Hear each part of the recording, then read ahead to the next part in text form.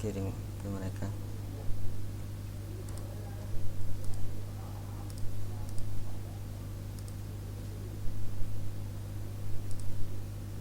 Oke. Sebenarnya kenalkan dulu, nama saya Wandi Pratama. Meski dari domisili sekarang sih itu di daerah Sumatera, Kota Prabu Muli.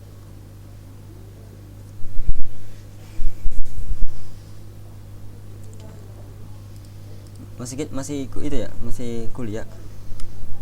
Iya mas, Di mana kuliahnya? di USU, Di Sumut. ya, semut ya. Oke. Ngambil jurusan apa? Informatika atau SI? Teknik mesin mas. Oh, mesin, teknik mesin. Oh, Iya, tertarik gitu belajar iya programming ya. soalnya adik ilmu komputer. Oh ya ya. Oke, oke. Oh ya, itu udah saya kirim ya, PDF materinya itu untuk bahasa JavaScript-nya. Nanti seiring kelas berjalan nanti ya ada updatean di sana. Iya mas. Oke, ini udah nampil share screen nggak di tempat masnya? Sudah mas, sudah nampak. Oke, oke. Nah, sebenarnya ini materinya banyak sebenarnya di dalam internet. Ini juga sebenarnya saya ini, kalau masnya tahu tentang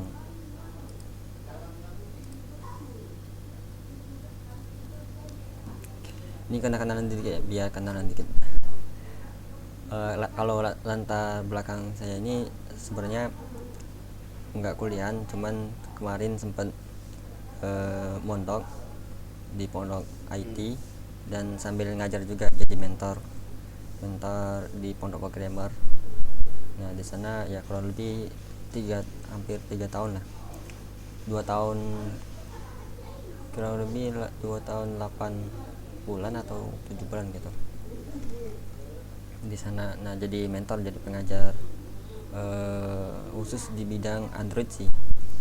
Nah, karena seperti kita kan, bahasa komunikasi di dunia nyata kan banyak tuh, ada macam-macam bahasa Indonesia atau bahasa Inggris lah. Nah, sama halnya di dalam ilmu komputer, banyak itu bahasanya yang digunakan. Eh, Seperti kita lihat di layar ini kan ada warna, ada kursornya. Ini kan semuanya menggunakan bahasa semua. Nanti dari gerakan kursor kita arahkan ke sini, klik action. Nah, ini ketika klik ini nih, bahasa semua, bahasa pemrograman yang bekerja. Nanti dari gerakan dirubah menjadi sebuah action, atau apakah dia berupa mengklik sesuatu atau tidak. Nah, untuk jadi kurang lebih itu seperti itu bahasa. Nah, makanya kita lebih detail lagi, bahasanya itu bahasa pemrograman dalam hal ini. Beda halnya sama bahasa komputer. Kalau bahasa komputer itu memang bisa dibilang itu bahasa mesin. Kalau pernah dengar itu bahasa Pascal yang bentuknya tuh 1010 aja. Oh iya ya mas, tahu. Bahasa mesin. Bahasa binary. Iya Ya, binary. binary.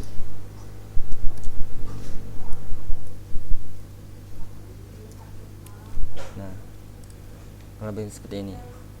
Nah, ini bentuknya, ini digunakan komputer. Bahasa komputer ini dia menggunakan pakai ini. Nah, bahasa yang kita ingin pelajarin itu bahasa paling levelnya itu paling tinggi. Jadi tingginya itu maksudnya di sini bukan tinggi kesulitannya, tapi dia tuh semakin mudah. Jadi tingkat bahasanya itu ada tinggi, rendah, medium sama rendah. Nah, kalau binary ini termasuk bahasa yang paling rendah, berarti tingkat kesulitannya itu cukup sulit, sangat sulit bahkan, karena hanya orang-orang tertentu aja bisa memahaminya ini. Nah, dia bahasanya tuh nggak terlihat adanya kemanusiaan, hanya memang betul-betul bentuknya kode-kode rumit. Tapi beda halnya kalau bahasa yang kita ingin pelajari itu bahasa pemrograman. Bahkan bahasa pemrograman ini karena dia level tinggi, dia cukup mudah dipahami. Rata-rata bahasa pemrograman itu dia menggunakan kata-kata dari bahasa Inggris. Rata-rata hampir semua menggunakan bahasa Inggris. Memang ada bahasa-bahasanya buatan anak bangsa itu ada, cuman nggak sepopuler bahasa-bahasanya dibuat orang luar ya. Itu sedikit tentang bahasa. Jadi bahasanya digunakan untuk komunikasi. Nah, sama halnya kalau nanti kita buat sebuah aplikasi itu biar berkomunikasi sama device misalnya device-nya handphone ya. Jadi kita ketika mau aktifkan, misalnya mau kirim kalau di HP kan itu dia ada aplikasi untuk ngatur cahaya keterangan layar atau mematikan lampu. Nah, itu implementasi dari penerapan bahasa pemrograman dengan itunya alat device-nya, komputernya. Nah, fungsinya udah tadi ya, kurang lebih untuk komunikasi. Nah, untuk bahasa itu ada beberapa jenis. Ada bahasa yang khusus golongan ini atau kalau kita ibaratkan dengan dunia nyata kan ada bahasa khusus daerah ini, hanya daerah itu aja yang bisa mengerti maksudnya. Nah, sama halnya di dunia ilmu komputer ada bahasanya, yaitu ada bahasa khusus untuk komputer, aplikasi komputer, maksudnya aplikasi desktop. Jadi yang aplikasi yang kita install di Windows itu ada bahasanya sendiri. Ada juga bahasa khusus untuk buat website. Nah, ini sebenarnya website semua ini website ini ada bahasa tertentu yang hanya bisa digunakan untuk buat website. Ada juga bahasanya khusus untuk buat aplikasi Android. Ada juga bahasanya khusus untuk buat aplikasi iOS saja. Nah, tapi ada yang lebih kompleks dia. Ada satu bahasa bisa digunakan untuk buat website, untuk buat aplikasi desktop, aplikasi Windows gitu, dan juga bisa digunakan untuk buat aplikasi iOS sama Android. Nah, kalau nanti kita cari di sini,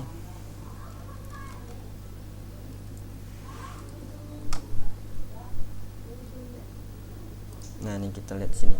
Nah, di sini ada bahasa yang khusus untuk buat web itu, contohnya nih PHP, salah satunya PHP, sama ini JavaScript juga bisa untuk web. Nah, ini ada juga bahasa yang khusus untuk buat aplikasi Android ini pakai Flutter. Ada juga bahasa untuk buat aplikasi komputer aja, misalnya dia tuh bentuknya hanya terminal aja, CMD bentuknya. Ini bisa nih C++. Nah, kalau untuk golang ini untuk websitenya itu nanti berbasis RESTful API. Nanti kita bahas lebih lanjut apa itu REST API. Nah, ini Python, bahasa Python.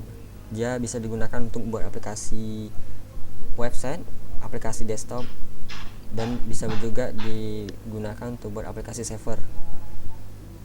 Nah, yang ingin kita pelajari nanti bahasa apa, yaitu ini bahasa JavaScript. Karena kita kemarin kurikulumnya itu silabusnya kita menggunakan React Native. React Native ini sebuah file form, kita ibaratkan sebuah media untuk membantu kita membuat sesuatu aplikasi, baik itu aplikasinya sebuah smartphone ataupun website, ataupun nanti aplikasinya bentuk desktop.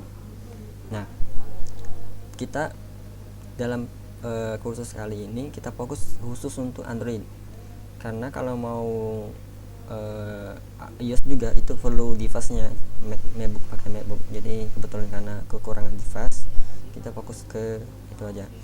Nah, kelebihannya ini kita bisa membuat aplikasi barengan itu secara barengan. Jadi kita bisa langsung ngoding, bisa jadi aplikasi Android sama iOS. Nah, tapi tetap perlu MacBook kalau mau iOS. Nah, salah bahasa ini kan sebagai alat bantu aja. So, kayaknya itu kalau mirip seperti Photoshop lah. Ini kalau kita ibaratkan. Jadi itu alat bantu. Nah, tapi dia ada bahasa yang dipakai ini atau perintah-perintah yang kita perlu ketahui ini. Nah, dia itu menggunakan basicnya itu menggunakan bahasa JavaScript. Ya, bahasa JavaScript ini dia bahasa yang memang awalnya itu diciptakan untuk pembuatan website aja. Nah, seiring waktunya udah berkembang, baru bisa untuk buat aplikasi Android, iOS, dan desktop aplikasi Windows seperti itu.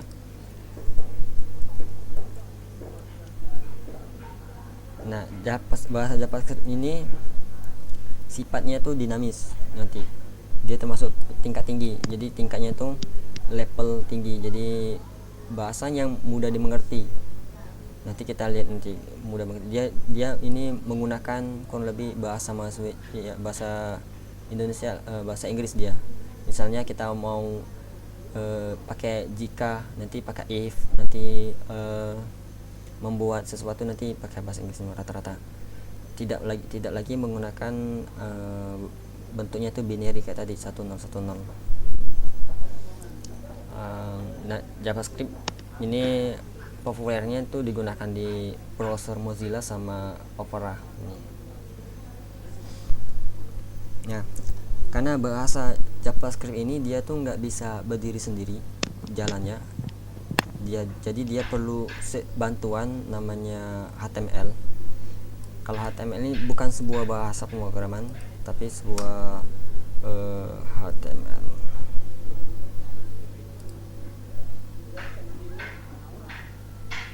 Nah, ini dia itu sebuah hypertext markup language. Jadi dia itu bukan sebuah bahasa, cuman hanya sebagai markup, sebagai seperti dibilang itu bus screen-nya, kerangkanya aja. Karena ini hanya pembantu aja. Nah, untuk tools-toolsnya kemarin udah diinstal ya. Terutama sih kalau untuk 2 atau 3 pertemuan ini nanti itu pakai VS Code kita. Udah Mas, udah. Oke. VS Code. Oke. Nah, kita coba buka VS Code-nya dulu. Nah, di sini Ana udah buatkan ya struktur folder aja dikit. Misalnya di sini open folder. Nah, mau taruh di mana tinggal buat ini mesti setelah sih namanya. Ini biar terstruktur aja. Nanti batch 1. Nah, dalam batch 1 ini aku buat lagi folder pertemuan 1. Nah, di sini buat satu file. Ini bisa klik ini atau klik kanan ini new file. Kita beri namanya index.js. Nah.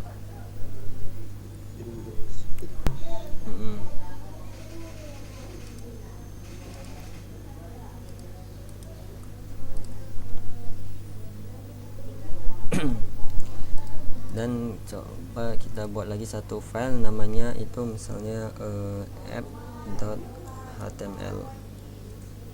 Itu harus batch 1 gitu Mas. Itu Enggak harus. di open file atau new file. Open folder aja. Open folder nanti tinggal mau taruh di mana aja. Enggak harus pakai nama folder batch-nya.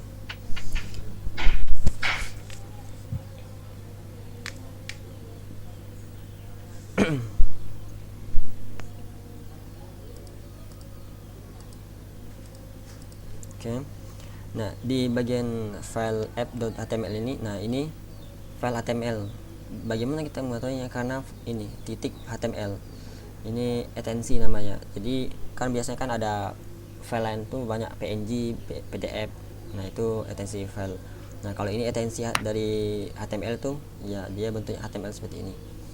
Dan ini indeks nama filenya, kemudian formatnya apa, itu dia JS. Jadi ini menandakan file dari JavaScript, dia JS dan titik JS. Jadi dia harus diakhiri dengan titik JS sama ini titik HTML atensinya. Indeks itu kenapa tadi mas? Indeks. Ya indeks HTML, index.js titik JS. Nah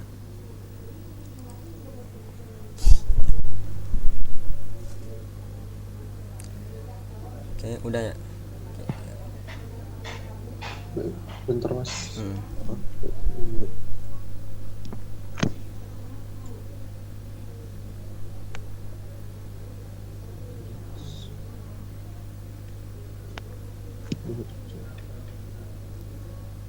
Udah mas. Oke. Nah bisa buka aja di bagian PDF-nya itu ya ini. Tinggal di copy aja nih yang ini. Nanti ana jelaskan. Oh iya bentar mas. Soalnya buka WA di ini dulu di laptop. Oke.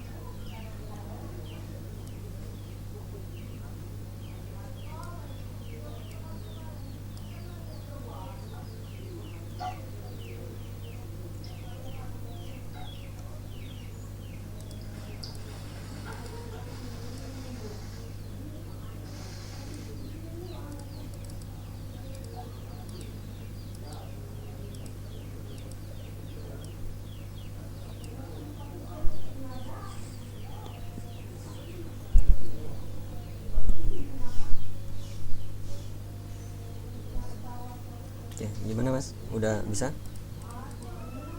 Bentar mas. Ini langsung copy paste aja. Iya, yang ini yang kode HTML-nya aja. Ke indeks JS-nya. Mm-mm.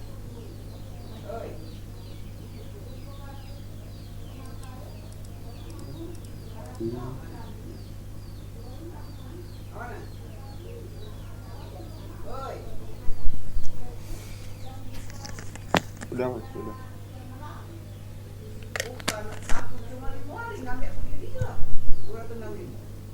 Nah, jadi di sini format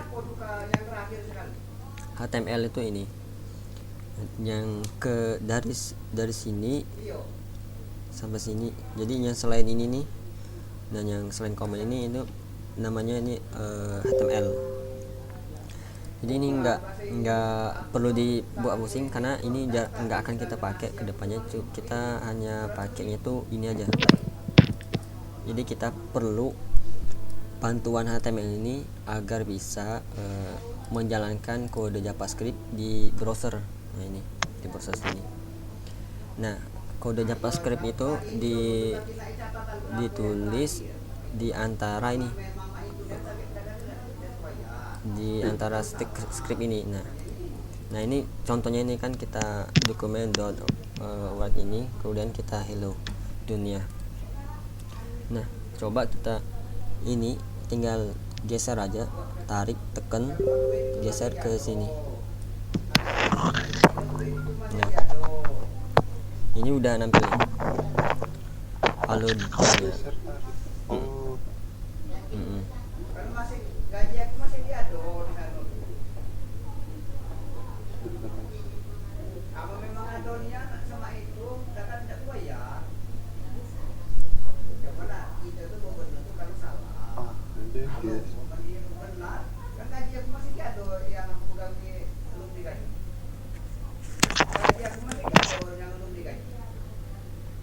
Oh di app HTML-nya di copy paste juga yang itu.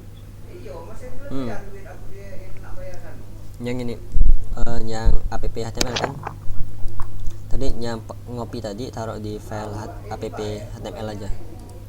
Oh di index.js-nya? Enggak. Di index.js-nya masih kosong dulu. Oh masih kosong.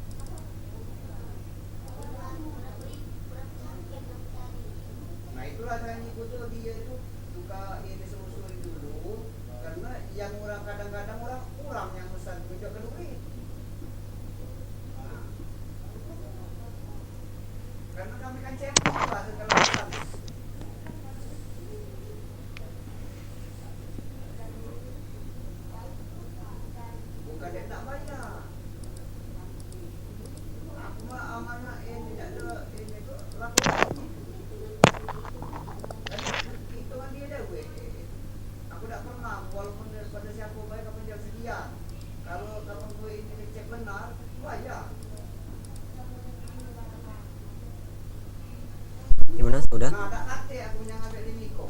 Nggak mau muncul.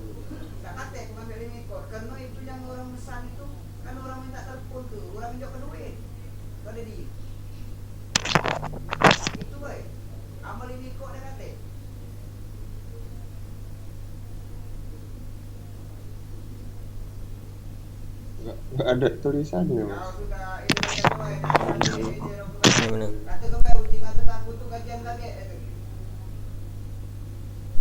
Nah nggak nampil itunya, hello dunianya, halo dunianya. Iya mas. Coba. Coba diperhatikan itu apa ini ya, kodenya itu disamakan.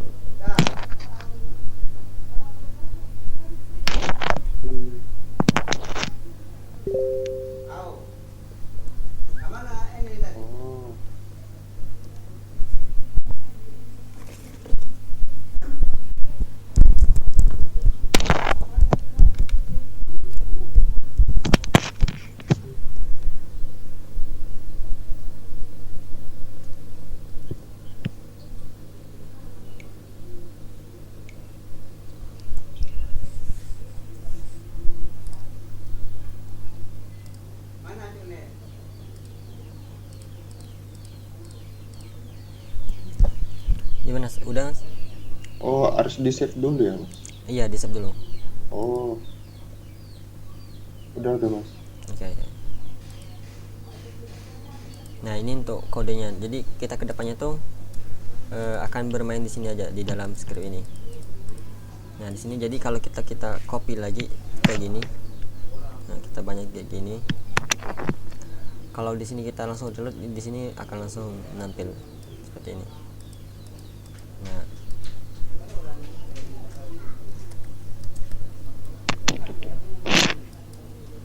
oke. Itu walaupun ada spasi antara script dengan dokumennya nggak ngaruh ya mas?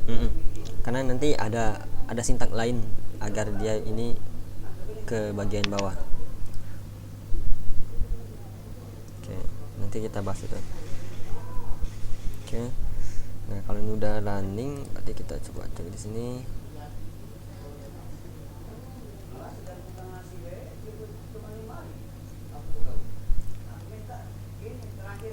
Nah, di sini ini salah satu metode penulisannya.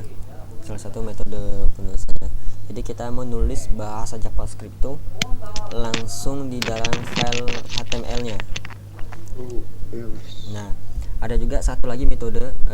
Jadi kita pisahkan filenya, file JavaScript-nya. Ini. Nah, karena tadi sebelumnya kita udah buat file index.js, ini kita cut aja dokumen ini. Cut. Cut. Kita kopikan ke index.html, index.js. JS. Oke. Ya, tadi ada yang mau join ini.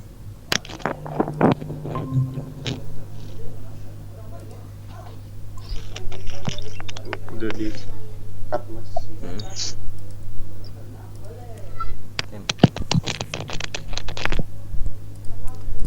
Udah dipastiin ke index.js. Udah. Oke. Udah mas. Oke, langsung. Baru di save. Iya, di save. Oh. Nah, kemudian kembali lagi ke file app.html-nya. File HTML. Nah, coba perhatikan di sini, di script di sini. Script yang pertama ini kita tambahkan src, kutip seperti ini. Kemudian kita tulis ini nama filenya di sini, index.js.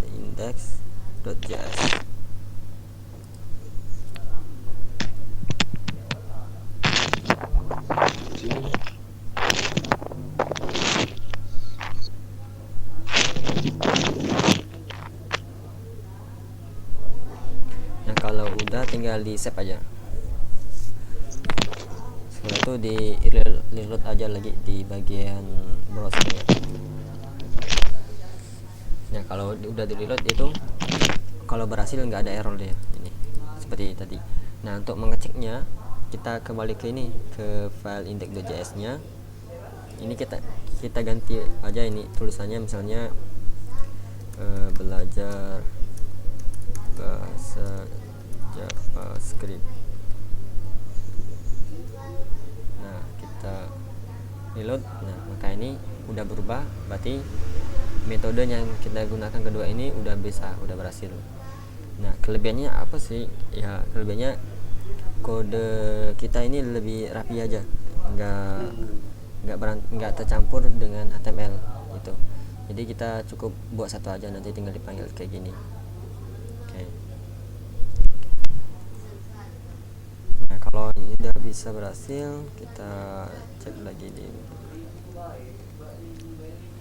Nah, setelah kita belajar yang cobanya tadi, kita masuk ke pembahasan lebih dalam tentang JavaScript-nya. Jadi kita mengenal yang pertama itu namanya variabel. Ini salah satu kata kunci yang akan sering kita gunakan di dalam JavaScript nanti. Dan juga nanti akan kita sering gunakan ketika kita udah buat aplikasi Android-nya nanti. Jadi ini sebagai bisa dibilang kita jadikan label untuk apa nanti? Label untuk sebuah nilai ini. Di singkatnya, variabel itu ini yang saya definisikan itu sebuah nama yang mewakili sebuah nilai. Nah, nilainya itu apa aja nanti? Nilai itu bisa berupa berbagai macam nilai seperti teks. Nah, teks di sini di dalam JavaScript itu disebutnya string, kemudian number, kemudian object, kemudian array, nah dan sebagainya. Nanti ada lagi pembahasan lebih detailnya. Yang penting kali ini kita udah mengetahui bahwa ada variabel di dalam JavaScript. Nah, variabel itu sebagai apa? Sebagai sebuah nama yang untuk mewakili sebuah nilai. Nah, nilainya itu nanti kita bahas lebih detail. Ini sedikit ada analoginya. Ini Ana ambil sumbernya itu contohnya dari petanikode.com. Nah, di sini ada sebuah variabel. Nah, variabel itu seperti kita ibaratkan sebuah piring. Nah, isi dari piring itu apa? Nah, isi itu ialah sebuah nilainya. Ini variabelnya kosong atau piring yang kosong tanpa isi, dan ini piring yang atau variabel yang berisi buah. Nah, buah ini kalau kita ibaratkan dalam pembahasan saat ini itu sebuah nilai. Jadi ini variabel yang berupa isi itu buah-buahan isinya. Nah, kalau yang sebelah kanan ini variabel yang atau piring yang berisi sebuah angka. Jadi ini variabel yang isinya itu sebuah angka. Sesuai dengan definisi atas tadi. Jadi sebuah variabel itu bisa mewakili sebuah nilai. Nah, nilai itu berbagai macam. Bisa dia kosong nanti, nggak ada isi apa-apa. Bisa juga dia berisi macam-macam jenis buah, atau juga bisa berupa angka. Nah, kalau macam-macam ini maksudnya tuh nama-namanya nanti. Apakah dia isinya apel, apa dia wortel. Nah, itu kalau di dalam JavaScript nanti. Oke. Nah, itu untuk membuatnya, kita bagaimana sih membuat JavaScript di dalam variabel, membuat variabel dalam JavaScript. Jadi di dalam JavaScript itu dia menggunakan key, kata kunci atau sebuah tanda itu sebuah variabel. Nah, contohnya key-nya di sini yaitu var. Ini sebuah var. Ini key yang kita gunakan nanti. Jadi kita ingin membuat variabel atau mengenali suatu teks itu sebuah variabel di dalam JavaScript itu, kita lihat di depannya itu ada keyword atau kata kunci var. Contohnya ini ya, var title sama dengan isinya apa ini. Nah, kalau untuk lebih jelasnya seperti ini. Nah, ini var mahasiswa sama dengan kutip 2 Iqbal. Nah, var ini sebuah kata kunci yang akan menunjukkan setelahnya itu sebuah nama sebuah variabel. Dalam hal ini nama dari variabel ini yaitu mahasiswa. Nah, isi dari variabel mahasiswa ini sebuah nilai, yaitu sebuah teks bernama Iqbal. Nah, kenapa dia berkutip ini nanti kita bahas. Yang pertama kita coba kembali ke VS Code-nya. Nah, kita kembali ke VS Code-nya. Di sini kita ketikkan var mahasiswa sama dengan Iqbal tadi. Iqbal. Nah, kalau untuk titik koma seperti ini khusus di dalam JavaScript itu nggak wajib, jadi bisa ditulis bisa tidak. Tapi nanti ada di bahasa tertentu, bahasa tertentu mewajibkan titik koma. Tapi karena kita nggak wajib di sini, jadi bisa dikosongkan. Oke.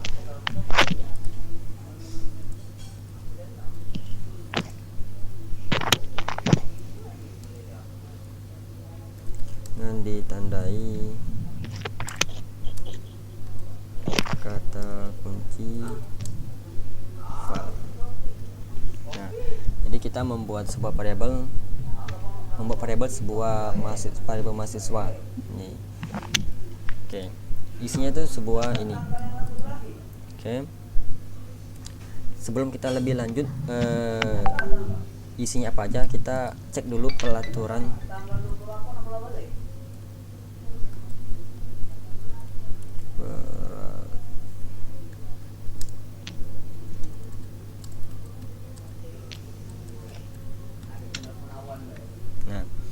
Jadi seperti halnya kita itu ada beberapa peraturan yang kita perlu patuhi dalam membuat sebuah variabel di dalam JavaScript. Gunanya apa? Gunanya untuk tidak terjadinya kesalahan atau error dalam aplikasi kita nanti. Yang pertama itu nanti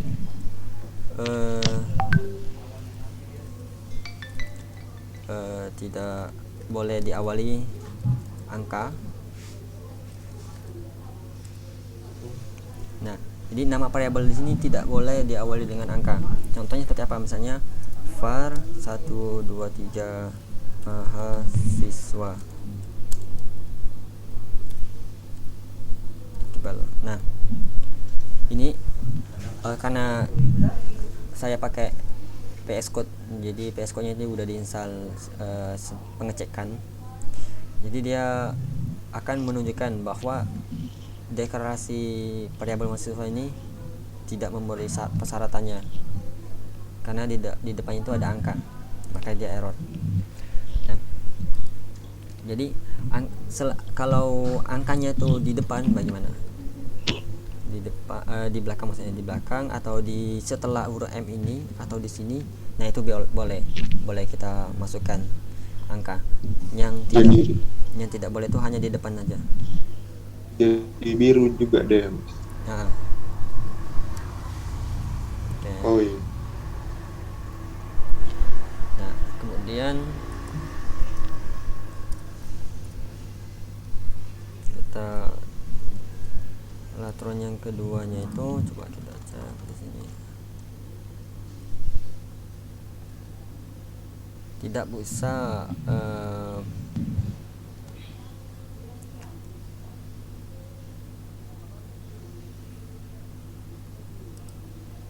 ya. Kalau untuk underscore masih bisa dia, cuman yang nggak bisa itu seperti plus ini. Nah, plus nggak bisa, atau nanti plusnya itu kita taruh di tengah-tengah. Nah, kenapa nggak bisa? Karena nanti plus ini memiliki arti lain. Dia memiliki arti penambahan. Nah, nanti kita bahas lebih lanjut, ada materinya. Nanti dia penambahan. Oke. Pelaturan yang nggak boleh ini kita bahas itu yang nggak boleh aja ini. Tidak boleh ada angka di depannya. Jadi selain itu boleh. Kecuali tadi underscore. Dan cara penulisan yang rekomendasikan penulisannya tuh ini merujuk ke bagian itu, ke dunia kerja. Yang pertama itu pakai bahasa Inggris. Kenapa kan harus bahasa Inggris? Karena walau nanti ketika kita udah kerja itu kan yang membuat aplikasi itu nggak mungkin satu orang aja, bisa bertim. Nah, takutnya nanti kalau menggunakan bahasa masing-masing, bahkan yang bahasa daerah, kan setiap kata itu kita taruh di daerah itu akan memiliki maknanya berbeda. Nah, itulah untuk menghindari hal itu, makanya itu direkomendasikan menggunakan bahasa Inggris. Misalnya untuk var name misalnya, atau first name atau last name atau yang lainnya gitu. Yang penting menggunakan bahasa Inggris. Dan kalau bisa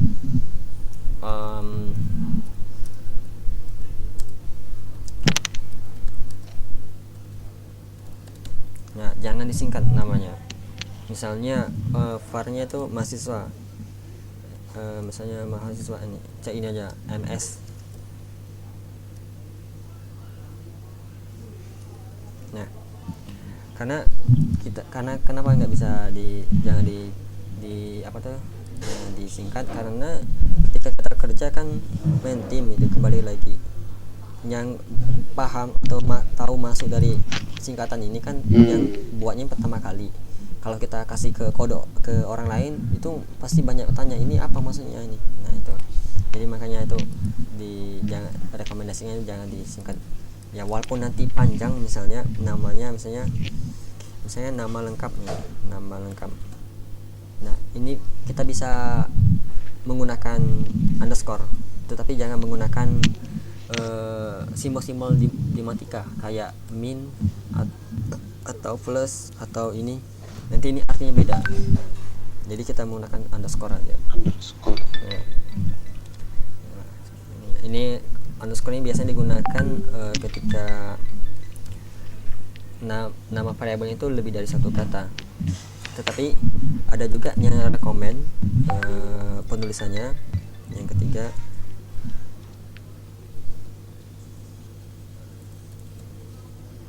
Nah, seperti ini. Jadi kata awal huruf depannya itu kecil, misalnya nama, dan kata yang kedua itu huruf L-nya dibesarkan seperti ini. Nah, ini rekomendasi aja. Yang paling utama tuh bahasa Inggris. Tapi kalau untuk latihan kayak kita belajar gini nggak apa-apa lah pakai bahasa Indonesia dulu. Tapi kalau udah masuk ke ranah dunia kerja itu rekomendasinya pakai bahasa Inggris. Maka nanti di dalam perusahaan itu memang udah punya standar sendiri. Oke. Nah, setelah kita udah mengetahui tadi ada variabel di dalam JavaScript, kemudian kita tadi udah mengetahui beberapa peraturan yang harus kita patuhi dalam membuat nama variabel. Nah, sekarang kita mengenal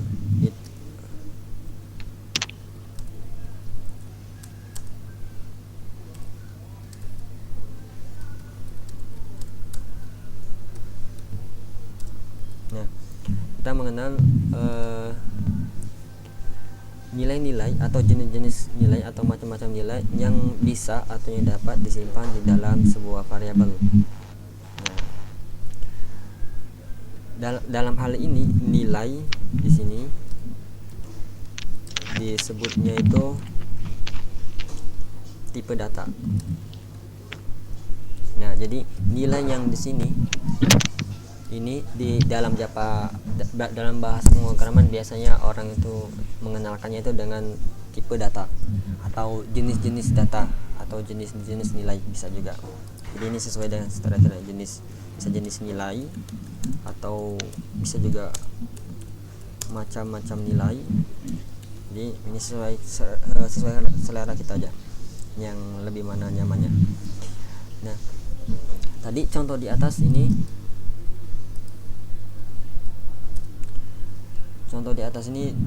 yang pertama itu string kutip sama di awal kutip sama di akhir kutip.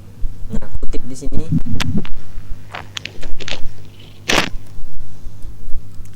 kutipnya dua seperti ini langsung, atau bisa juga kutip yang satu-satu seperti ini.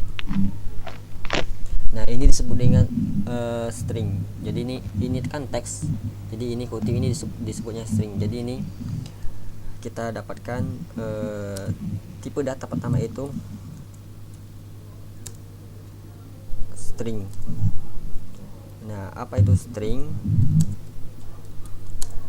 Teks yang diawali dan diakhiri dengan kutip seperti ini. Nah, kutipnya itu boleh pakai kutip dua seperti ini atau satu seperti ini. Intinya harus diawali dengan kutip dan diakhiri dengan kutip.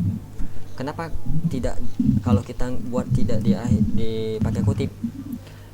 Jadi si JavaScript-nya itu membaca Iqbal ini sebuah nama variabel.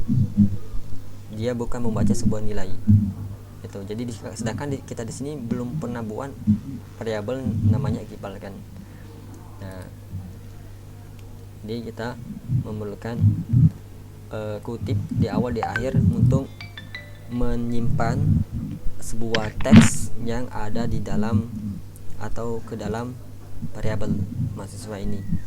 Jadi apapun yang di dalam sini akan menjadi tipe datanya, itu formatnya itu teks. Misalnya ada angka di sini atau ada simbol di sini bisa, atau simbolnya lain ini.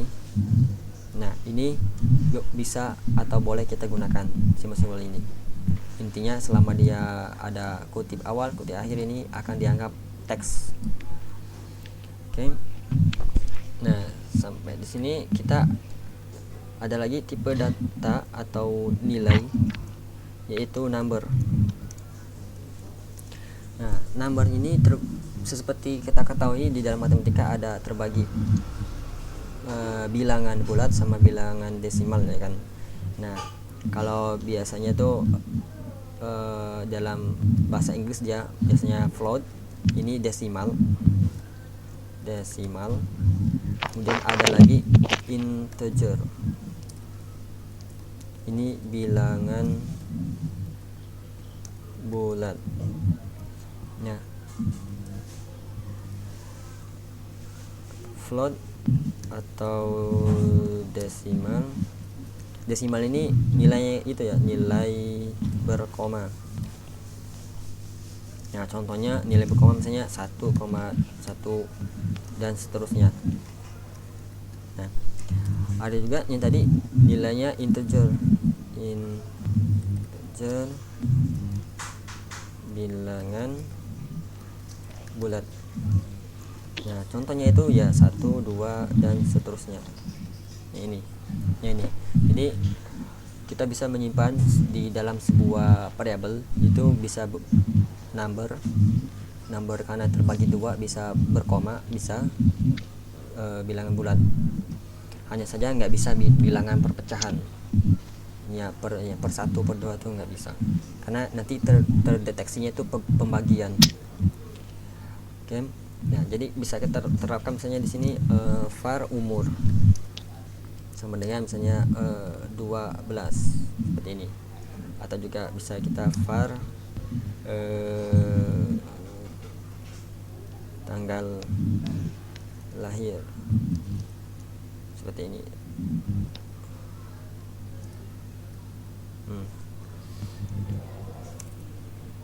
Nah, atau juga bisa mau var nilai misalnya 80,2 seperti ini. Nah, ini integer. Nah, kalau yang ini float.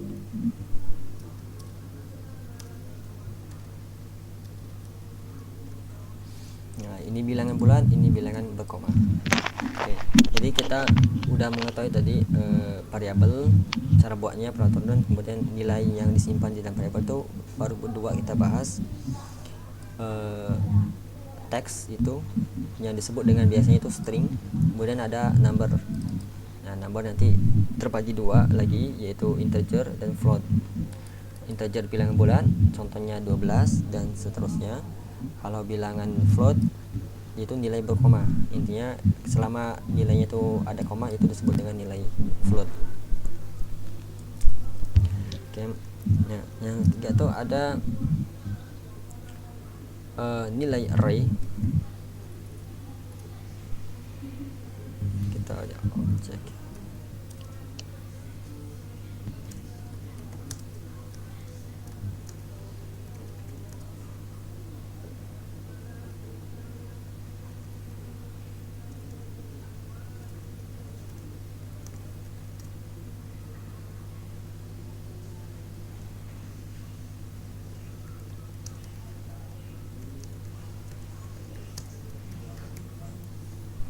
Nah, ini ada tipe datanya objek.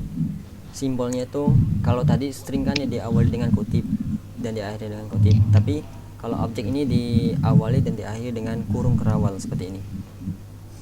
Nah, kurung kerawal.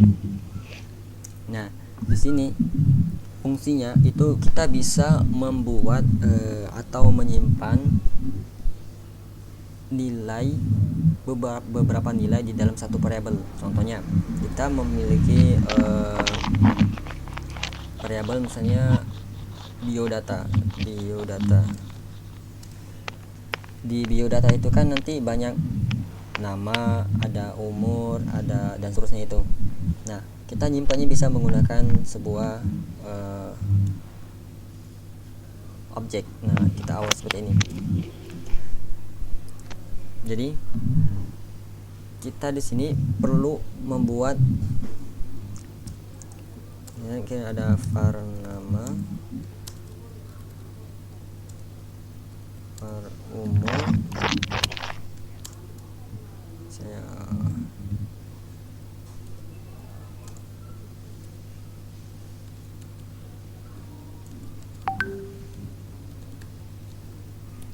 nah ini disebut dengan data-data dari biodata kan.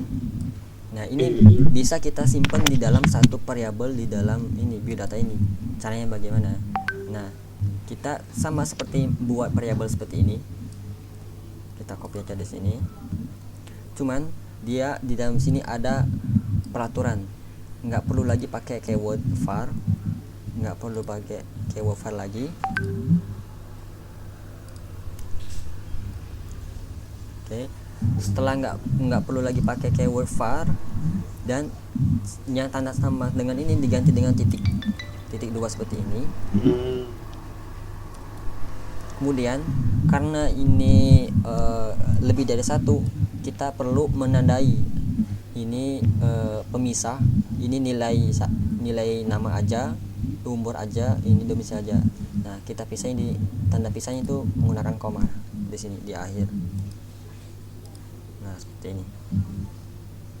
Jadi kita bentuk tipe data objek itu seperti ini, diawali dengan kurung kelawar dan diakhiri dengan kurung kelawar juga. Bentuknya seperti ini. Nah ini nama ini disebut dengan properties.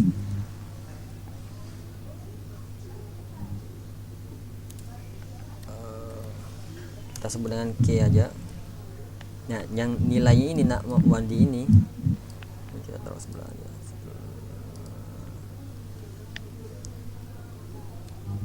Nama itu disebut dengan K dan Wandi ini disebut dengan sama tadi, nilai atau value dalam bahasa Inggrisnya. Nah ini K ini maksudnya kata kunci.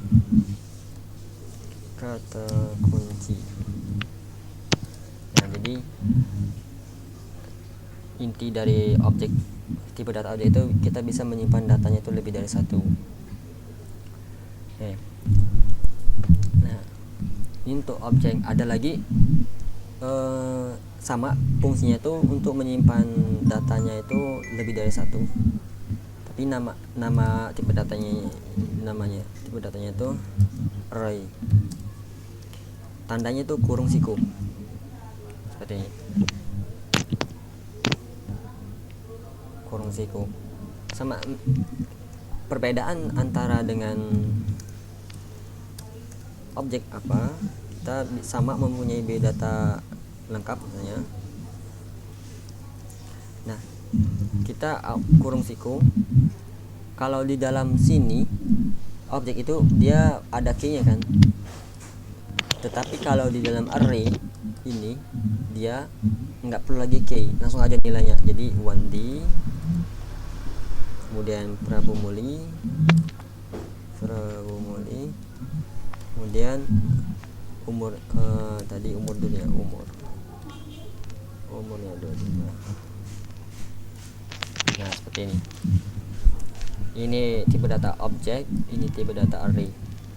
Perbedaan keduanya ini di dalam sini ada key atau ini property, dan di sini ada nilainya. Nah kalau di array dia itu nggak perlu lagi property atau key-nya, dia langsung nilainya seperti ini. Nah nanti bagaimana atau digunakan untuk apa ini, nah nanti yang kedua ini sangat akan sering juga kita gunakan ke dalam aplikasi untuk menampilkan list data, list nama misalnya. Nah contoh kayak gini, ini data-data ini formatnya itu array seperti ini, jadi nanti ditampilkan. Oke. Nah sekarang kita tadi udah habis mengenal variabel, kemudian mengenal cara buatnya dan peraturannya juga. Nah dan kita mengenal macam-macam nilainya. Nah ini nilai yang kita kenal ini masih yang anak anggap itu benar-benar basic yang perlu diketahui. Soalnya untuk kedua ini pembahasannya itu luas, panjang. Jadi ini hanya pengenalan dasar aja. Bentuknya seperti ini dan cara buatnya seperti ini. Nah, setelah kita buat, bagaimana kita ingin nampilin ke sini? Itu kan pertanyaan sekarang kan. Karena dari tadi kita buat aja tapi nggak ada tampilan di sini. Nah, kita kembali ke bagian sini. Ini kita copy aja. Kita taruh di bawah.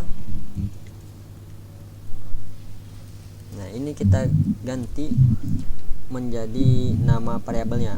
Misal kita ingin menampilkan nilai dari variabel mahasiswa ini. Nah, tinggal kita tulis saja nama variabel mahasiswa. Nah, kita reload di sini, maka di sini nampil. Kan keluar si kalau ini Iqbal. kita komen dulu ini yang atas nih. Nah, seperti ini. Kalau untuk nampilinnya lain bagaimana? Tinggal aja diganti aja namanya. Nama Wandi.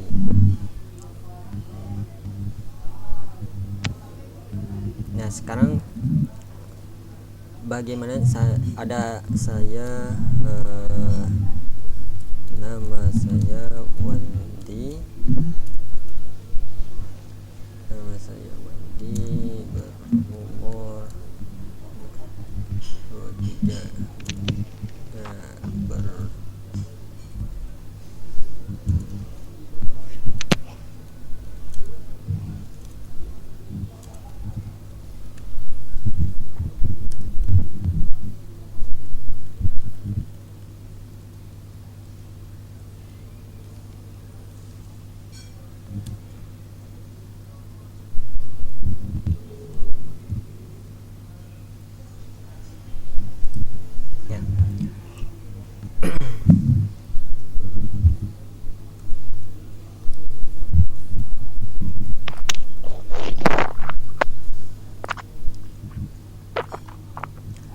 Sekarang kita punya tampilan seperti ini. Nama saya Wandi, berumur 23, serta berdomisili di kota Prabumuli.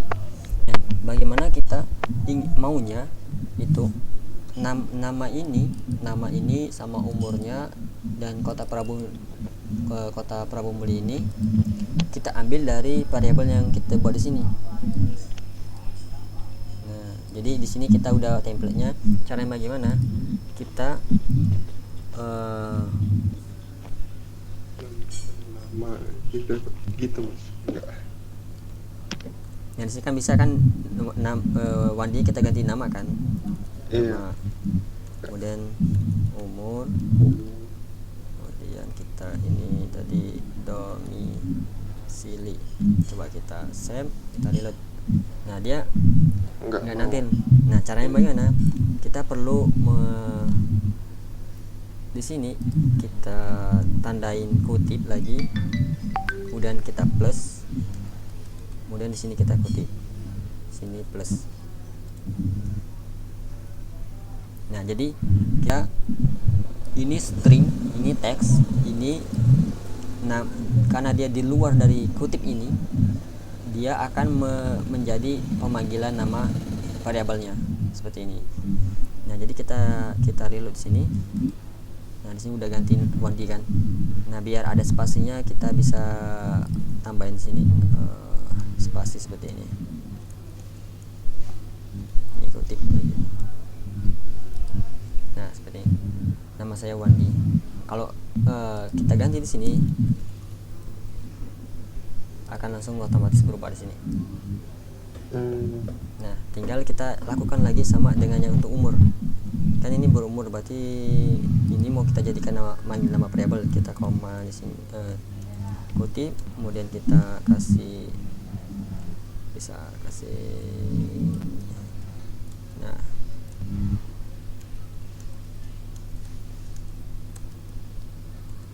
ini kurang tanda plus. Kita reload. Nah, kalau nggak mau ada spasi bisa kita tambah lagi di sini.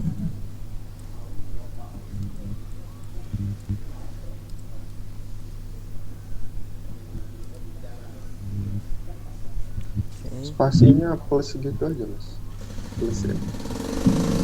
Ya, spasinya seperti ini aja dulu. Nanti ada kok cara penulisan lain.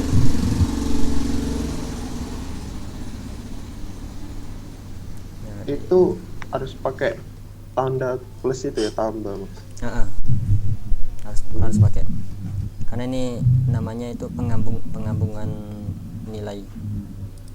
Penggabungan.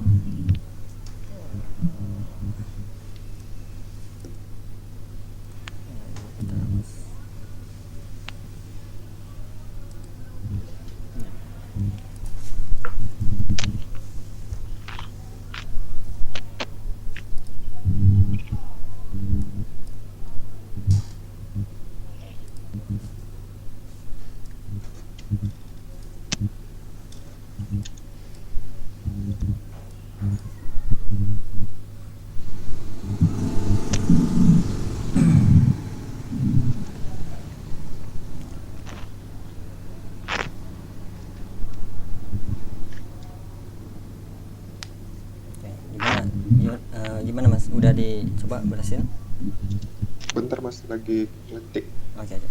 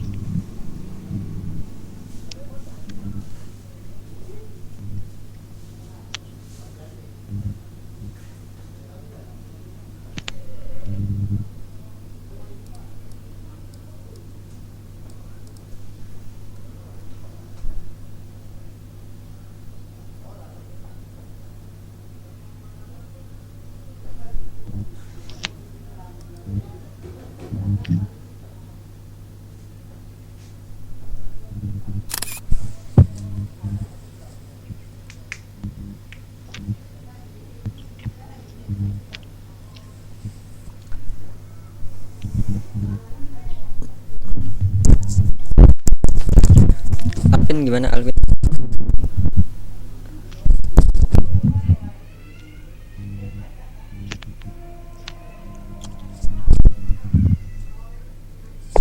Udah kak, udah bisa. Oke aja.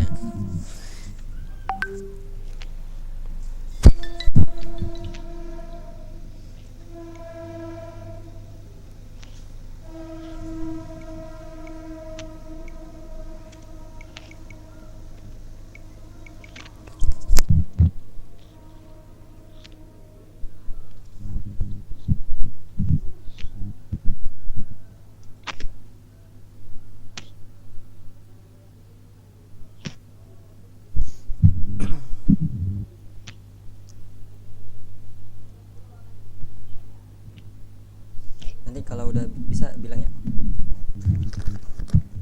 Iya mas.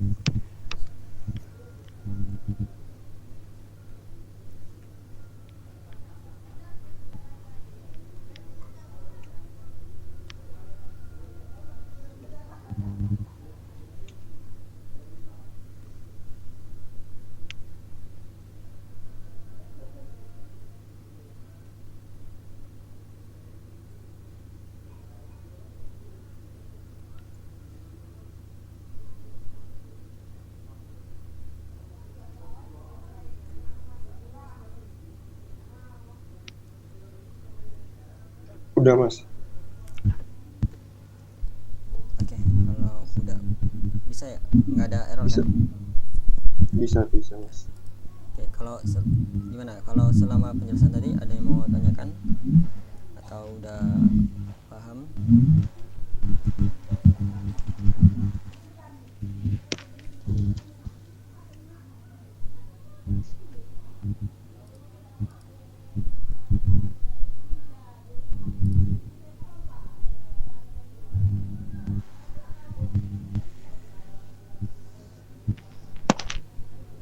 Oke, nah untuk yang tipe data kali ini hari ini kita bahas itu cuman dua ini aja dulu.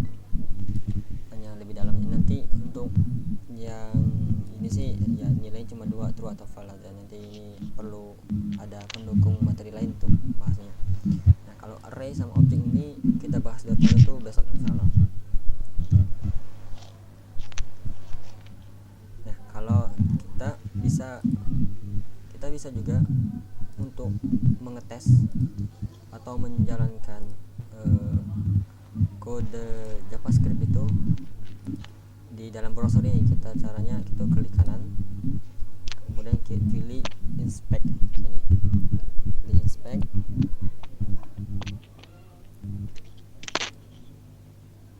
Nah di sini ada tab console.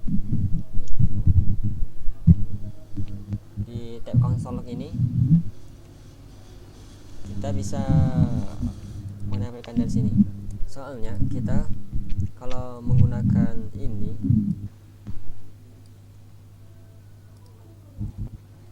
untuk menampilkan datanya berupa objek sama array itu akan error. Contoh kita tes.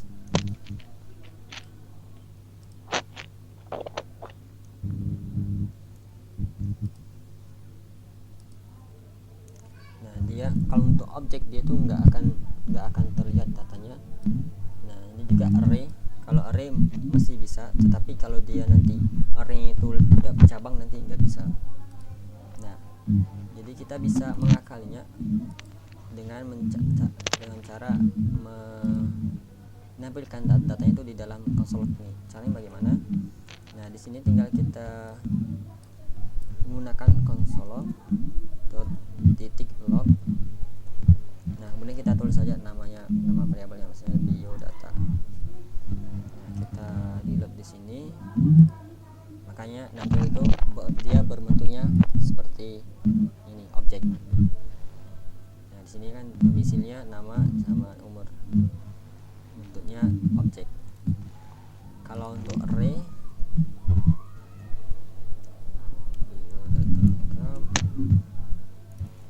maka yang akan ditampilkan tuh dia berbentuk array juga.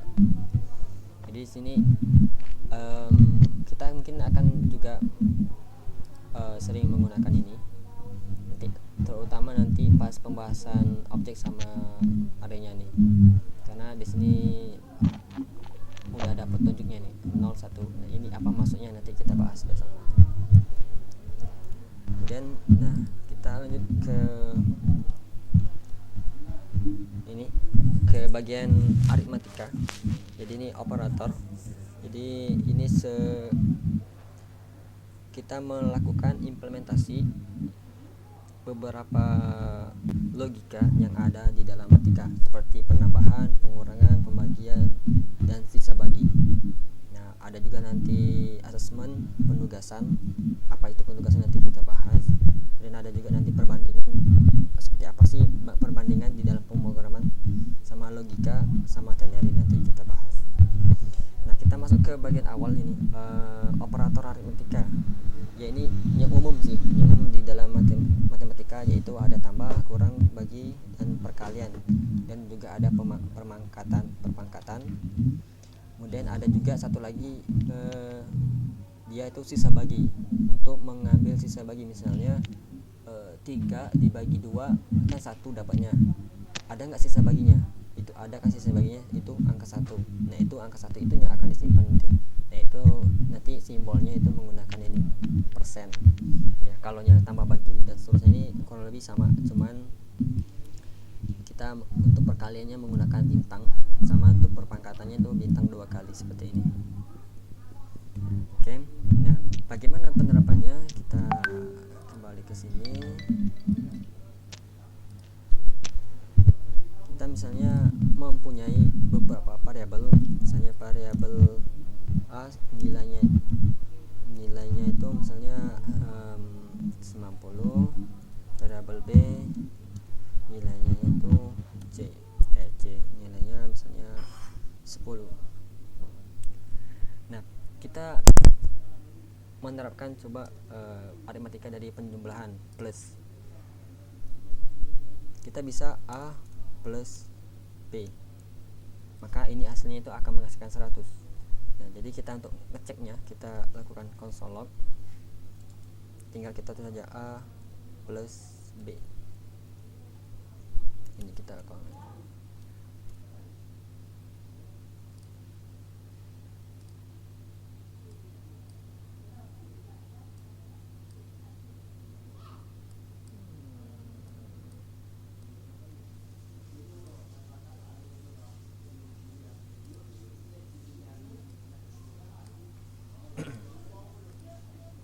Nah, di sini udah nampil 100. 100 dari mana? Hasil penjumlahan angka antara nilai A, nilai dari variabel A dan nilai dari variabel B. Maka hasilnya 100. Nah, kita bisa juga menyimpan hasil dari penjumlahan kedua variabel ini. Misalnya kita membuat variabel namanya hasil, dan kita ingin menyimpan nilai dari hasil ini tuh hasil penjumlahan dari kedua variabel A dan B seperti ini. Dan untuk ngeceknya sama, kita tinggal ganti aja di sini hasil. Jadi kita mau nampilkan nilai dari hasil. Nah, variabel hasil ini dia dapat nilai dari penjumlahan kedua variabel ini. Kita simpan, kita reload, maka hasilnya sama. Kalau kita ganti di sini jadi 900, maka di sini hasilnya akan jadi 910 ya. Oke. Nah, ini untuk penjumlahan. Satu lagi untuk pengurangan ya, kurang lebih sama konsepnya seperti ini. Kita tinggal ganti aja di sini simbolnya. Jadi min, berarti ini kita melakukan pengurangan. Kalau di sini kita ganti jadi slash seperti ini menandakan pembagian. Kita akan mendapatkan nilai angka 90, dan ada lagi perkalian, kita akan mendapatkan angka 9000. Nah, untuk perpangkatan kita bisa misalnya kita maunya 900 saja, 900 pangkat 10, maka seperti ini. Kita coba cek. Nah, hasilnya kurang lebih seperti ini. Jadi 900 pangkat 10, jadi 900 dikali 900 hasilnya berapa, dikali lagi 900 terus sampai 10 kali. Hasilnya seperti ini. Nah, biar untuk meyakinkan, misalnya kita angkanya jadi 5 aja, ini kita ganti jadi 2 aja, bisa biar enak kita ngitungin nanti. Oke. Nah, di sini kan hasilnya 25. Kenapa 25? Karena ini perpangkatan, jadi 5 dikali 5 hasilnya 25. Kalau kita ganti 3, hasilnya akan jadi 125. 5 dikali 5 25, kemudian 25 nya dikali 5 lagi, hasilnya 123, dan seterusnya. Nah, kemudian ada satu lagi yang tadi itu sisa pembagian, yaitu modulus. Ini disebutnya modulus menggunakan simbol persen. Dia menyimpan nilai atau angka yang sisa dari pembagian. Jadi pembagian, contohnya seperti apa? Seperti ini. 5 dibagi 2. Coba kita lihat dulu. 5 dibagi 3 itu dapatnya 1 kan. Nah, ada sisa angka, yaitu angka 2. Nah, kalau kita ganti di sini 3 kali dibagi 3 itu dapatnya 1. Sisa angkanya ada enggak ada, maka di sini 0. Oke. Kurang lebih seperti itu untuk operator aritmatika.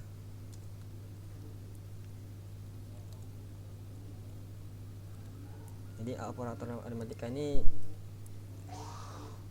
akan sering digunakan ketika apalagi kita nanti buat aplikasinya itu berhubungan dengan yang berhitung-hitung, misalnya buat aplikasi kasir, membuat aplikasi kalkulator, itu akan sering sekali. Nah, itu untuk operator aritmatika. Sampai di sini ada yang mau tanyakan nggak? Enggak bang. Ya, oke, kita lanjut bentar. Operator aritmatika. Oh ya, ini kita bisa coba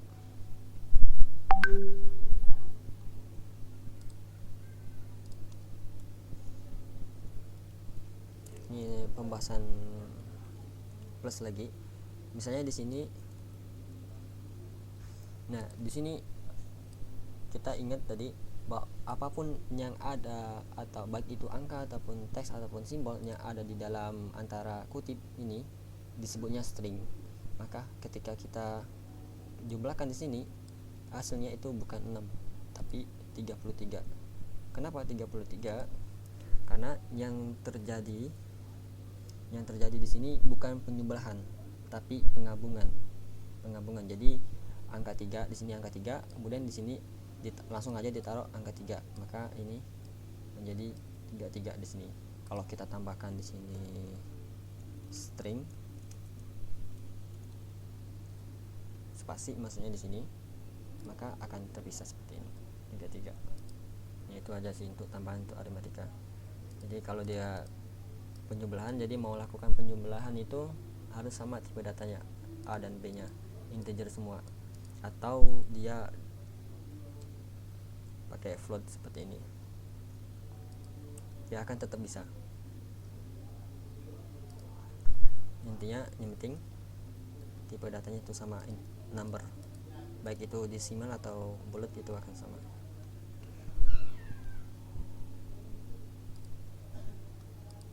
Oke.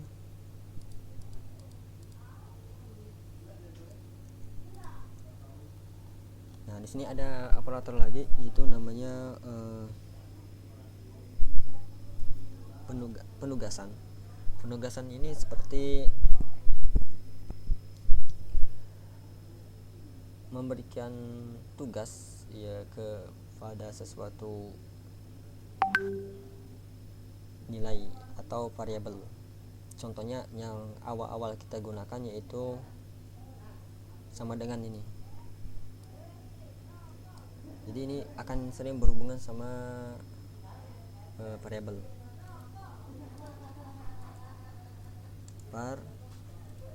Yang kita lakukan itu ini sama dengan ini ialah udah kita terapkan bahwa kita menugaskan bahwa variabel dari A ini yaitu menyimpan sebuah angka atau nilai ini.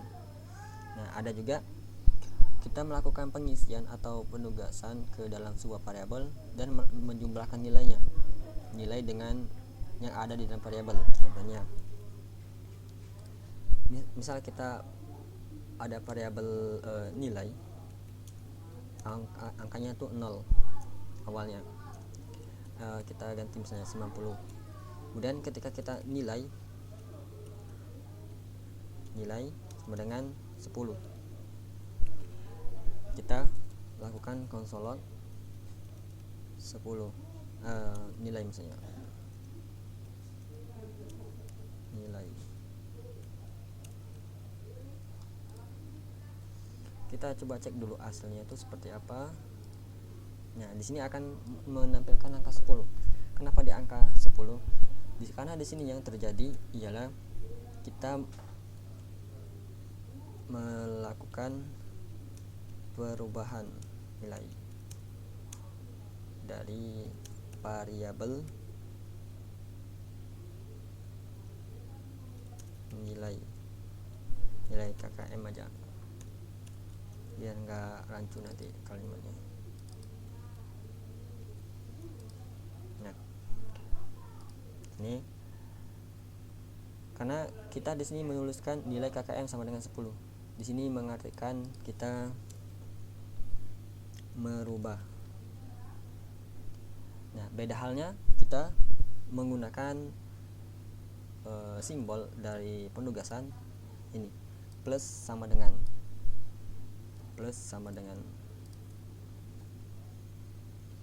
kita copy lagi, ini kita komen,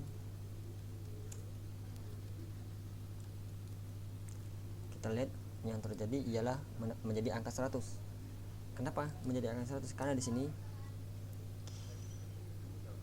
merubah dan menjumlahkan nilai dengan nilai 10 dengan nilai awal yaitu 90. Nah, ini alasan kenapa dia menjadi angka 100. Yang terjadi itu kan kita menggunakan simbol atau jadi asesmen ini plus sama dengan, jadi kita ingin menambahkan angka 10 ini atau merubah nilai dari nilai KKM ini, tapi 10 ini diikutkan, dan yang dilakukan itu bukan menggantikan angka 90 ini jadi angka 10, tapi kita angka 10 ini lakukan penambahan.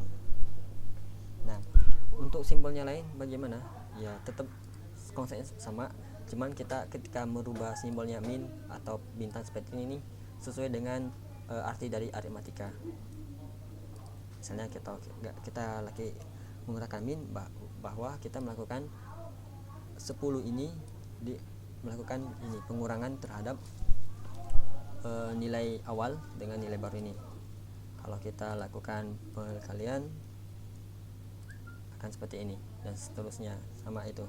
Jadi fungsinya sama, cuman hanya ada di operator penugasan ini itu ada sama dengan setelah simbol dari aritmatika. Dan ketika dia lambang dari simbol sama dengan ini melakukan pengisian ke dalam variabel, dan karena ada simbol aritmatikanya itu melakukan sesuai dengan fungsi dari simbol aritmatikanya. Contohnya itu bersama dengan kita mengisikan nilai ke variabel dan melakukan penambahan nilai dengan nilai sebelumnya yang ada di dalam variabel tersebut. Oke. Kalau lebih seperti ini untuk operator penugasan. Gimana, ada mau ditanyakan enggak? Atau masih bisa mengikuti? Enggak ada. Oke. Mungkin kita kurang lebih 5 menit lagi ya kelasnya, soalnya ada kegiatan saya. Oke, coba kita lihat.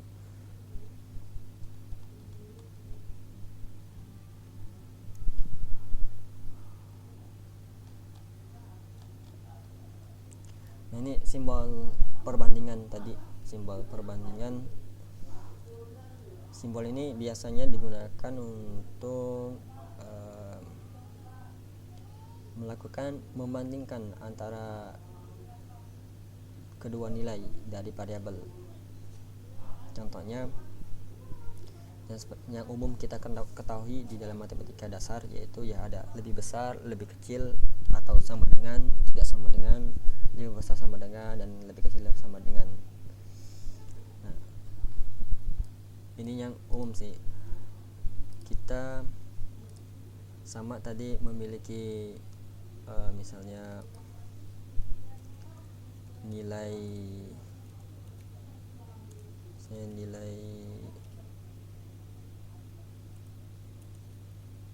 siswa A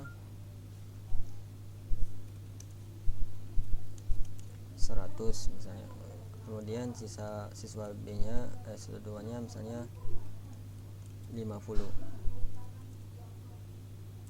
Nah, kita bisa ingin menyimpan hasil dari ini pengolahan, nanti kita simpan dalam variabel lain, misalnya hasil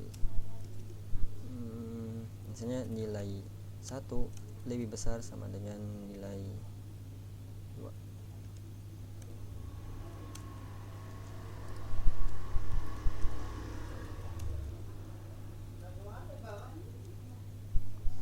Nah, di sini kita melakukan perbandingan antara kedua nilai ini, antara nilai dari kedua variabel ini, apakah nilai yang ada di dalam variabel nilai siswa 1 ini lebih besar dari nilai yang dalam variabel siswa kedua ini.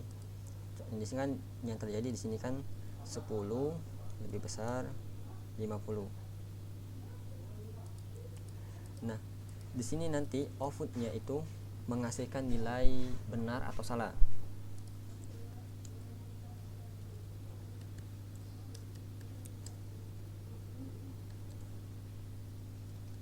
benar atau salah. Nah, tapi di dalam pemrograman itu yang keluar tuh dalam bentuk bahasa Inggris, ini namanya true dan ini namanya false, seperti ini. Jadi ini termasuk juga tipe data boolean namanya, boolean. Nah, tipe data boolean namanya. Jadi cuma dua ini aja kemungkinan yang akan nilainya dari dalam sebuah variabel dari perbandingan ini, benar atau salah, itu aja. Nah, coba kita cek di dalam sini akan menghasilkan true. Dia berarti benar. Emang karena 100 itu lebih besar dari 50 ya kan. Nah, kalau kita ganti di sini 100 itu lebih kecil nggak dari 50? Otomatis false karena tidak benar. Seharusnya yang benar itu 100 itu memang lebih besar dari 50, bukan 100 itu lebih kecil dari 50. Nah, kalau kita menggunakan sama dengan di sini belum terlihat perbedaannya. Nanti ada sama ini perlu materi, kalau untuk bahas ini perlu materi bantuan dia. Jadi kita skip aja dulu. Yang penting kita udah tahu bahwa ada penggunaan juga antara lebih besar lebih kecil. Nah, mungkin kita bahas yang ini, sama dengan dan tidak sama dengan. Jadi kita melakukan pencocokan antara kedua nilai dari kedua variabel. Contohnya kita menggunakan dua sama dengan seperti ini akan menghasilkan false. Karena kenapa? Karena 100 itu tidak sama. Yang terjadi di sini, apakah 100 itu sama dengan 50? Ya salah kan? Kalau kita ganti menjadi 50 di sini, maka baru bisa menghasilkan 50. Memang benar bahwa 50 itu sama dengan 50 dari kedua nilai dari kedua variabel ini. Nah, di sini di dalam VDM-nya itu ada 2 atau 3. Nah,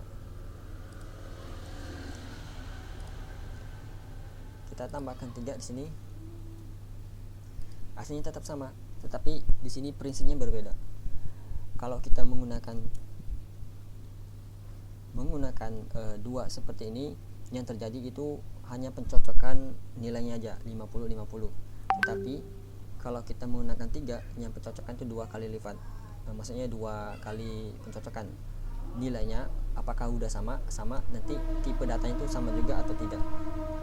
Nah, misalnya kalau kita rubah menjadi sama dengan 2 dan salah satu di sini kita ganti menjadi 50, tapi tetap nilainya 50, tapi dalam satunya itu tipe datanya itu menggunakan string dan ini integer. Apakah hasilnya true? Akan menghasilkan true. Karena kenapa? Karena dari ini prinsip ini hanya mencocokkan kedua nilai aja, tidak mencocokkan tipe datanya juga. Nah, kalau mau itu kita tambahkan tipe data sama dengan 1 lagi, maka akan terjadi menghasilkan false. Karena kenapa? Di sini selain mencocokkan kedua nilainya sama atau tidak, dia juga mencocokkan tipe data dari kedua variabel ini sama atau tidak. Nah, dalam hal ini tidak sama karena di sini string, di sini number. Oke, itu untuk yang operator penugasan. Nah, untuk yang kedua ini, kalau ini sama tadi udah dibahas tadi. Nah, untuk yang kedua ini perlu materi pembantu nanti kita bahas ketika udah masuk ke materinya.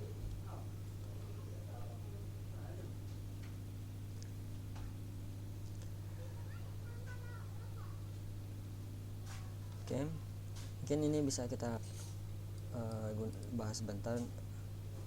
Logika ini maksudnya and dan or sama. Bentar dulu.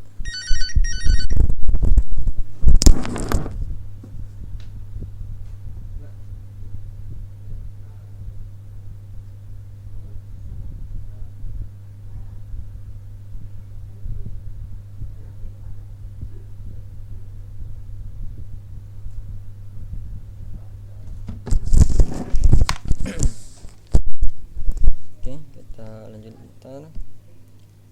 Nah, yang operator logika ini dia lebih ke ngelatih ke logika kita. Di sini ada or sama and or. Nah, ini simbolnya. Mungkin kita menggunakan analogi ketika kita SD.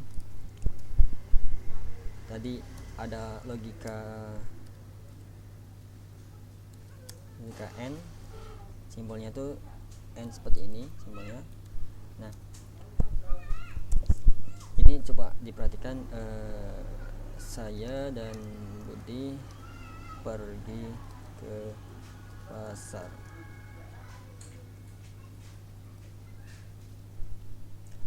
Oke, nah yang di sini yang terjadi gimana? Siapa aja yang pergi ke pasar?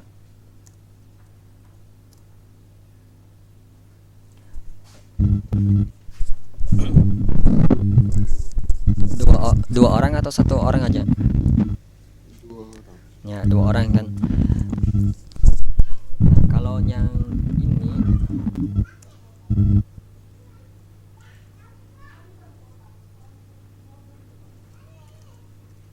berarti kalau atau berarti satu orang kan. Nah, simbol dari or atau itu simbolnya itu seperti ini. Nah, kenapa Ana melakukan analogi ini? Karena outputnya sama, ini nanti outputnya itu menggunakan benar atau salah. Contohnya kita masih menggunakan ini variabel ini. Kita pindahkan ke bawah dulu ya.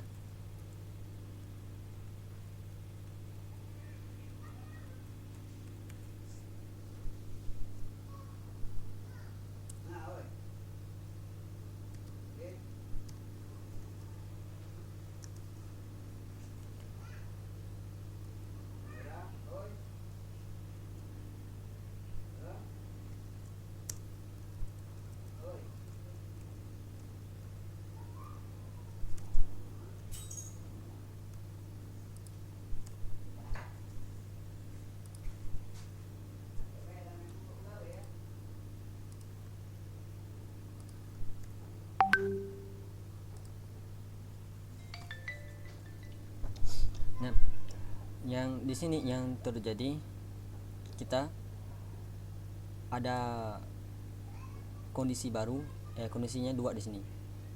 Apakah kedua nilai ini sama? Dia menggunakan yang tadi 3 sama dengan, berarti tipe datanya juga sama atau tidak. Sama ini yang menggunakan sama dengannya itu 1. Berarti yang di sini yang terjadi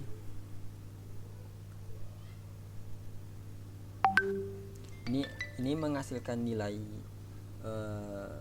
false,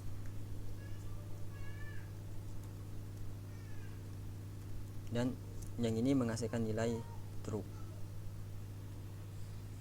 Nah, sesuai dengan analogi kita tadi, syarat agar logika n ini mau menghasilkan outputnya itu benar atau true, kedua orang ini harus pergi ke pasar. Nah, dalam hal ini berarti di sini kedua sisi ini harus bernilai true semua. Nah, karena di sini dia salah satu bernilai tidak benar atau false, maka di sini akan menghasilkan nilai false. Nah, tapi kita di sini buat jadi true. Jadi di sini kita akan sama dengan 2 aja, maka baru dia menampilkan true atau outputnya itu true. Nah, ini kalau kita menggunakan logika n, logika dan, jadi dua-duanya itu harus bernilai true kalau ingin menghasilkan outputnya true. Tapi beda halnya kalau kita menggunakan logika or atau logika atau. Cukup salah satu aja yang bernilai true, dia akan menghasilkan nilai true. Jadi kesebalikannya dari di sini kita jadikan false, kita jadikan false. Dia akan tetap menghasilkan true. Tapi kalau kita di sini menjadikan false, ya dia akan tetap menghasilkan false karena salah satu di sini nggak ada true. Oke, itu aja untuk perbedaan antara logika AND dan DAN. Jadi kalau DAN itu dua-duanya harus bernilai true kalau mau menghasilkan nilai true. Tapi kalau untuk logika OR itu cukup salah satu aja bernilai true. Nah, satu lagi yaitu navigasi atau kebalikan. Ini masih berhubungan dengan tipe data boolean. Navigasi itu ialah navigasi sama seperti itu lawan kata. Nah, lawan kata dari misalnya lawan kata dari true, ya tentunya itu akan false. Nah, contohnya ada var, nah nilainya itu ya true, true. Konsolan kita ingin menampilkan kesebalikan dari true itu apa? Nah, tinggal tanda seru, kita tulis nama test, nama variabelnya. Maka di sini akan menampilkan nilai false. Nah, ini kita komen dulu. Nah, kalau kita hilangkan navigasinya, tanda serunya akan menghasilkan nilai true. Tapi kalau kita tambahkan tanda seru, akan menampilkan dari lawan kata dari true ini atau lawan kata dari benar. Oke. Itu untuk logika dari operator logika AND, OR, dan navigation. Oke, kalau lebih seperti itu, ada yang mau ditanyakan untuk logika OR ini? Nggak ada, oke.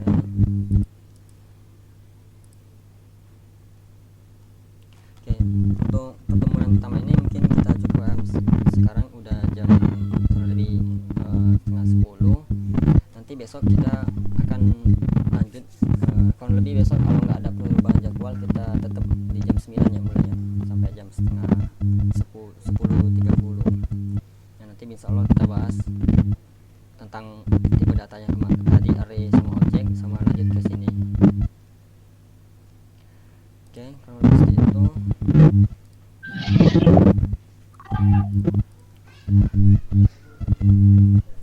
Nah, nanti video ini anak akan share ke grup nanti, tapi anak upload dulu ke YouTube nanti.